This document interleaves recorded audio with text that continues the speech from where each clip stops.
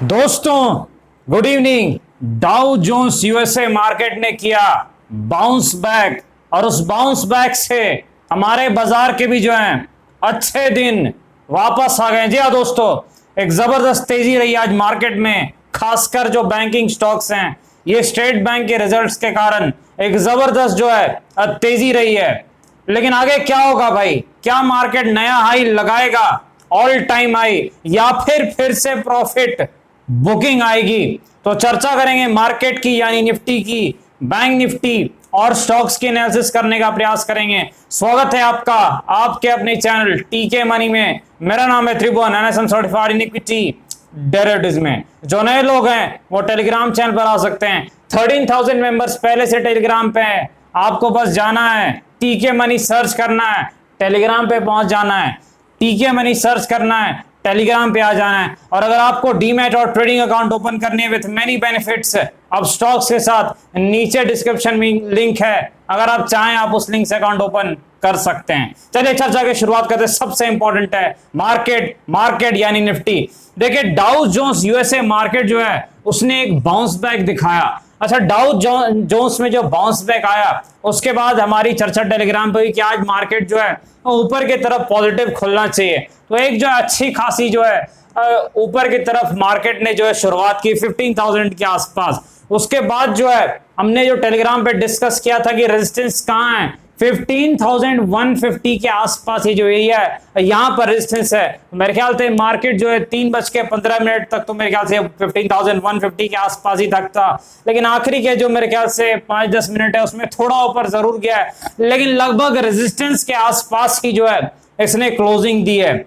जो हमारा लेवल था वहां तक ये गया है। लेकिन यहां पर जो है आगे क्या होगा, तो पहले जो है निफ्टी में हम डिस्कस कर लेते हैं कि नेक्स्ट वीक क्या होगा। उसके बाद हम डिस्कस करेंगे कि नेक्स्ट ट्रेडिंग सेशन यानी मंडे को क्या हो सकता है। देखिए नेक्स्ट वीक के लिए जो सपोर्ट है निफ्टी का 14,500 के आसपास है।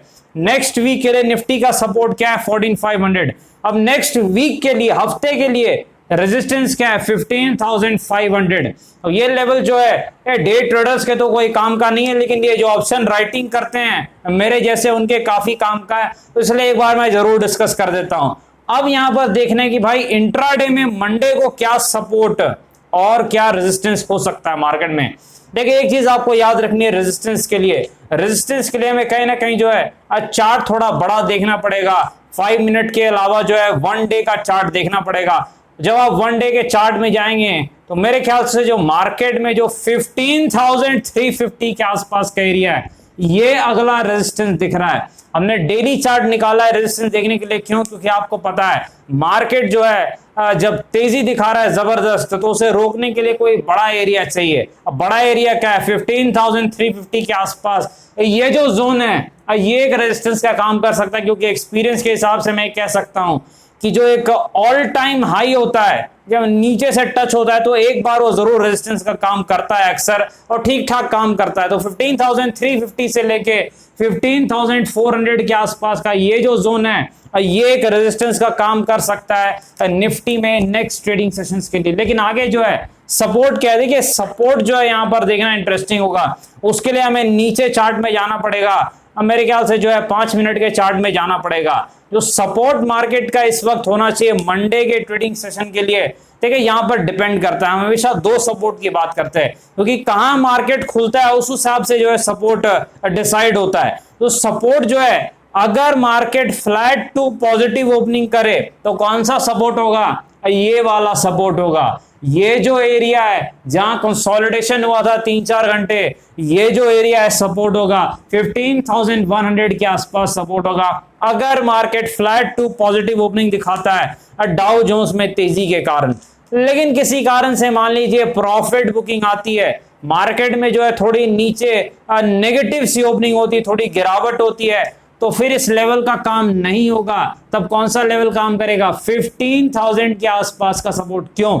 ठीक है, जो 15,000 है वो एक मानसिक लेवल है, ये एक सपोर्ट का काम करेगा। दूसरी बात, 15,000 पे काफी कॉल राइटिंग थी, यानी मंदी की थी, लोगों ने शॉर्ट किया था, वो फंस गए। जब राइटर फंसते हैं तो पोजीशन बदल देते हैं, यानी 15,000 पे उन्होंने मंदी की थी, वो फंस गए तो वो तेजी कर देंगे। अब वो 15,000 की पुट को राइट कर देंगे। इसका मतलब है अब वो मार्केट को 15,000 के ऊपर रखने का प्रयास करेंगे।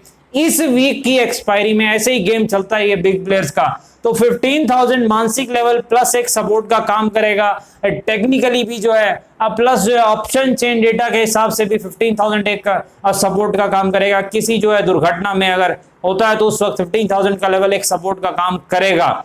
नहीं तो सपोर्ट कौन सा है, 15,100 के आसपास का लेवल निफ्टी के लिए सपोर्ट रहेगा। ये जो जोन आपको दिख रहा है ये सपोर्ट रहेगा। लेकिन अगर मान लीजिए मार्केट ऊपर खुल जाता है भाई, जबरदस्त एक गैप अप ओपनिंग होती है, तो सपोर्ट ऊपर की तरफ शिफ्ट होके 15,150 हो जाएगा। देखिए ट्रेडिंग में हमेशा पॉसिबिलिटी होती है, कोई 100% नाम की चीज नहीं होती है। आप अच्छी एनालिसिस करके सही तैयारी के साथ जाइए। अगर बड़ा गैप अप होता है तो फिर यही सपोर्ट हो जाएगा, इन नीचे वाले सपोर्ट का कोई काम नहीं है और कोई फायदा नहीं है, बस ये नाम के सपोर्ट रह जाएंगे। तो 15,100 सपोर्ट आपको पता है। अगर मार्केट फ्लैट टू जो है थोड़ा जो है पॉजिटिव ओपनिंग दिखाए, लेकिन अगर जो है नेगेटिव ओपनिंग तो 15,000 का सपोर्ट है। और अगर एक अच्छी खासी तेजी इसके साथ ओपनिंग होती जैसे आज हुई थी, तो सपोर्ट ऊपर की तरफ शिफ्ट होके 15,150 के आसपास आ जाएंगे। विक्स जो है इंडिया विक्स वॉलेटिलिटी इंडेक्स 19 के आसपास है, यानी सपोर्ट के आसपास है, 18-19 के आसपास सपोर्ट है, यानी बहुत जल्द मार्केट में वॉलेटिलिटी आने वाली है। ये चीज आपको याद रखनी है। आगे बढ़ते हैं, बैंक निफ्टी के पास चलते हैं। देखिए बैंक निफ्टी में जो है एक जबरदस्त तेजी आई एसबीआई के रिजल्ट के बाद। कल हमारी क्या डिस्कशन हुई थी बैंक निफ्टी में, ये लेवल जब बैंक निफ्टी निकालेगा एक अच्छी तेजी आएगी। 33,800 के आसपास का लेवल मैंने कहा था कि जब ये लेवल निकलेगा ये 33,800 के आसपास, तो एक अच्छी खासी तेजी बैंक निफ्टी में आनी चाहिए। इसके ऊपर नीचे नहीं भाई, नीचे मंदी है, इसके ऊपर तेजी है। ये लेवल देखिए निकला यहां पर आज जो है, उसके बाद आप देख सकते हैं एक जबरदस्त तेजी बैंक निफ्टी में आई है, बिल्कुल रॉकेट बन गया और एसबीआई के रिजल्ट भी थे इस कारण और एक बूस्ट मिला है। लेकिन यहां पर जो है देखिए एक चीज आपको याद रखनी, अब बैंक निफ्टी का क्या सपोर्ट है। जो नया सपोर्ट बैंक निफ्टी का है वो 34,000 से लेके 34,100 के आसपास का सपोर्ट है। ये जो एरिया है, ये जो जोन है, ये जोन अब सपोर्ट का काम करेगा बैंक निफ्टी में। 34,000 से लेके और 34,100 का जो लेवल है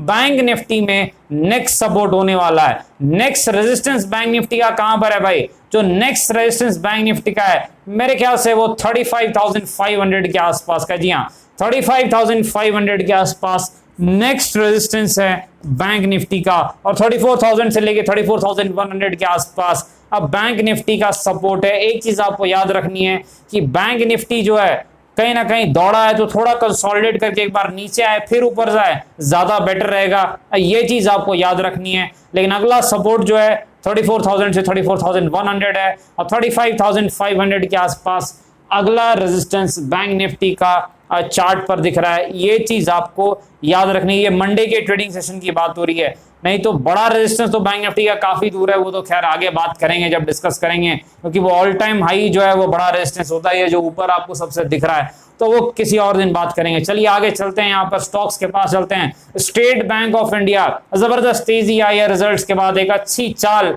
स्टेट बैंक में आई है। एक बहुत ही अच्छी कंपनी है, लॉन्ग टर्म कोर पोर्टफोलियो का स्टॉक है, बाय ऑन डिप स्टॉक है एसबीआई, अच्छा स्टॉक है। जब भी नीचे मिले ले लो, और जब नीचे मिला हमने लिया भी। 350 के आसपास जब था मेरे ख्याल से एक महीने पहले गिरावट के वक्त, मैंने कहा था एक अच्छा लेवल है, स्टेट बैंक जो है अच्छे जोन में आ गया है। उसके बाद जरूर थोड़ा ये नीचे जरूर गया, 2-3% नीचे गया, लेकिन उसके बाद एक अच्छी बाउंस बैक दिखाई है। और मेरे ख्याल से ये 393 के आसपास 2 या 3 दिन पहले था, मेरे ख्याल से 2 दिन पहले हमने प्रॉफिट बुकिंग की भी जो चर्चा की थी कि 12% के आसपास एक अब प्रॉफिट बन गया स्विंग ट्रेडर्स के लिए, तो अच्छी बात है। और इन्वेस्टर्स के लिए जो लॉन्ग टर्म टारगेट मैंने दिया है 450 के आसपास का स्टेट बैंक का अगला टारगेट होना चाहिए, ये चीज आपको याद रखनी है। बाकी फंडामेंटली बहुत ही स्ट्रॉन्ग स्टॉक है, अच्छी कंपनी है। एसबीआई म्यूचुअल फंड भी है इनके अंदर में, एसबीआई है एसेट मैनेजमेंट है, फिर एसेट मैनेजमेंट म्यूचुअल फंड, फिर एसबीआई कार्ड है, एसबीआई लाइफ इंश्योरेंस है, एसबीआई जनरल लाइफ है, तो काफी चीजें हैं। अच्छा स्टॉक है स्टेट बैंक जो है। बैंकिंग के अलावा भी काफी अच्छे एसेट्स होल्ड करता है स्टेट बैंक,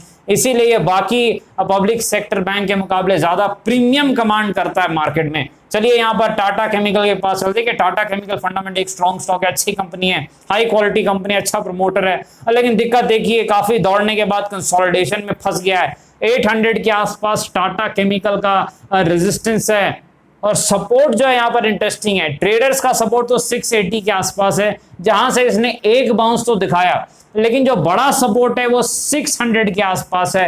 ये देखिए, ये वाला बड़ा सपोर्ट है, ये वाला जो है, ये जो जोन है, ये एक बड़ा सपोर्ट है टाटा केमिकल के स्टॉक में। ये चीज आपको याद रखनी है, क्योंकि यहां पर देखिए ट्रेडर्स वाला सपोर्ट है, उससे मेरे ख्याल से 6-7% का बाउंस तो आ चुका है, लेकिन अब अगर सपोर्ट तोड़ दे तो फिर बड़े सपोर्ट पे ही जाना पड़ेगा टाटा केमिकल को 600, जो कि बड़ा सपोर्ट है। ये चीज याद रखनी है। बाकी फंडामेंटली स्ट्रॉन्ग स्टॉक है, कोई दिक्कत नहीं। रिलायंस के पास चलते थे भाई, रिलायंस इंडस्ट्रीज फंडामेंटली बहुत ही स्ट्रॉन्ग कंपनी, अच्छी कंपनी है, high quality long term core portfolio का स्टॉक है। नीचे आता है हम पकड़ लेते हैं, जब भी 1850 से लेके 1900 के आसपास आता है, आपको पता है हम इसे पकड़ लेते हैं, और कहीं ना कहीं जो इसमें जो है 1900 के आसपास ही सपोर्ट है। गिरावट दिखाई थी, यहां पर आप देख सकते हैं 1900 के आसपास से गया था, उससे एक बाउंस बैक दिखाई है। रेजिस्टेंस कहां पर है, देखिए सपोर्ट तो वहीं पर है अभी भी रिलायंस का 1900 के आसपास ±20 पॉइंट्स। रेजिस्टेंस कहां पर है, 2200 के आसपास रिलायंस का नेक्स्ट रेजिस्टेंस है, क्लियरली चार्ट पर विजिबल है। यहां पर आप देख सकते हैं 2200 के आसपास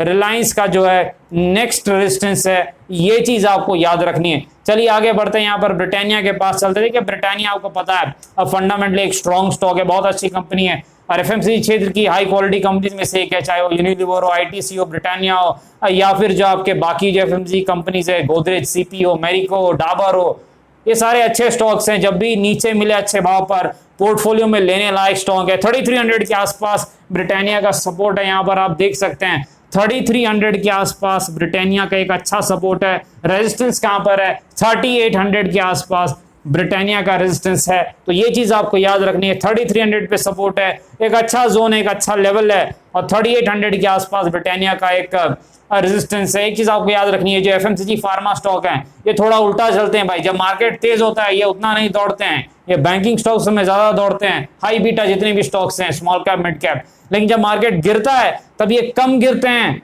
आउट परफॉर्म करते हैं, और उल्टा कभी कभी ऊपर भी चले जाते हैं। तो इनकी उल्टी चाल होती है एफएमसीजी और फार्मा की, ये चीज आपको याद रखनी चाहिए। बाकी तो आपको पता है फंडामेंटली जो है एक स्ट्रॉन्ग स्टॉक है, एक अच्छी कंपनी है ब्रिटानिया, इसमें कोई दिक्कत नहीं है, और 2.5% के आसपास कोई डिविडेंड भी है। तो मेरे ख्याल से अगर 3300 के लेवल पर आता है तो मेरे ख्याल से हम जरूर टेलीग्राम पे भी हो सकता है और डिस्कस करेंगे ब्रिटानिया के बारे में। ये चीज आपको याद रखनी है। आगे चलते हैं भाई, हेवल्स के पास चलते हैं। देखिए हेवल्स जो है अब फंडामेंटली एक स्ट्रॉन्ग स्टॉक है, अच्छी कंपनी। आज गिरावट हुई, मेरे ख्याल से कुछ रिजल्ट या कुछ अनाउंसमेंट जरूर है, उस कारण से गिरावट है, लेकिन एक अच्छा स्टॉक है, एक अच्छी कंपनी है हेवल्स जो है। रेजिस्टेंस पहले बताता हूं, उसके बाद सपोर्ट बताऊंगा। 1200 के आसपास इसका रेजिस्टेंस है, बिल्कुल क्लियर है चार्ट पर कि 1200 के आसपास हेवल्स का जो है रेजिस्टेंस है, चार्ट पर क्लियर है। सपोर्ट कहां पर है, देखिए जो पहला सपोर्ट है 980 से लेके 1000 के आसपास है, 980 से लेके 1000 के आसपास हेवल्स का पहला सपोर्ट है। लेकिन अगर कोई पूछे कि भाई अब बड़ा और इंपॉर्टेंट सपोर्ट हेवल्स का कहां पर है, तो जो बड़ा और इंपॉर्टेंट सपोर्ट है मेरे ख्याल से वो 800 के आसपास हेवल्स का बड़ा और इंपॉर्टेंट सपोर्ट है। 800 के आसपास हेवल्स का बड़ा और इंपॉर्टेंट सपोर्ट है, ये चीज आपको याद रखनी है। और जो इमीडिएट सपोर्ट है मैंने आपको बताया 980 से लेके 1000 के आसपास है। फंडामेंटली स्ट्रॉन्ग स्टॉक है, कोई दिक्कत नहीं है। गिरावट जरूर हो रही है शॉर्ट टर्म में, आपको पता है, लेकिन लॉन्ग टर्म में इस तरीके के स्टॉक्स में वोल्टास हो, चाहे हेवल्स हो, टाइटन, ये सब में कोई दिक्कत नहीं है। आपको पता है ये लॉन्ग टर्म में अच्छा नोट छाप के देती है, ये चीज आपको याद रखनी है। यहां पर मेरे ख्याल से आगे बढ़ते हैं और आलोक इंडस्ट्रीज के पास चलते। देखिए फिर से एक फ्लैटिश सी क्लोजिंग रही है, जब तक ये इस लेवल को ना निकाले कहीं ना कहीं दायरे में फंसा हुआ है। जो इसका नीचे का दायरा 18-19 के आसपास सपोर्ट है, और 22.5 के आसपास जो रेजिस्टेंस है, इसी दायरे में काफी टाइम से फंसा हुआ है। जब तक दायरे को नहीं निकालता है और तब तक ये रेंज में ऐसे ही काम करते रहेगा, जब तक ये दायरे के अंदर रहता है। तो यहाँ पर याद रखना है, सपोर्ट बिल्कुल चेंज नहीं हो रहा है, अब बिल्कुल सेम है 18-19, और रेजिस्टेंस भाई वो भी सेम है, ये आप देख सकते हैं चार्ट पर 22.5 के आसपास रेजिस्टेंस है, जो कि बदल नहीं रहा है। लेकिन अगली तेजी इसमें कब आएगी, जब ये 21.5 इस लेवल को निकाल देगा। ये जो 3 कैंडल की आपको पूंछ उभर के दिख रही है, इसको जब तोड़ेगा 21.5, तभी जाकर के इसमें जो अगली तेजी आएगी। तो याद रखना है सपोर्ट कहां पर है 18-19, जो कि याद है आपको, और रेजिस्टेंस कहां पर है 22.5। बड़ा रेजिस्टेंस वो भी आप लोगों को पता है 2730 के आसपास है। तो ये चीज आपको ध्यान रखनी है। डिस्क्लेमर पता है आपको, वीडियो एजुकेशनल इन्फॉर्मेशनल पर्पस के लिए अपने फाइनेंशियल एडवाइजर से बात करके बाजार में काफी जगह में ध्यान से काम करें। धन्यवाद।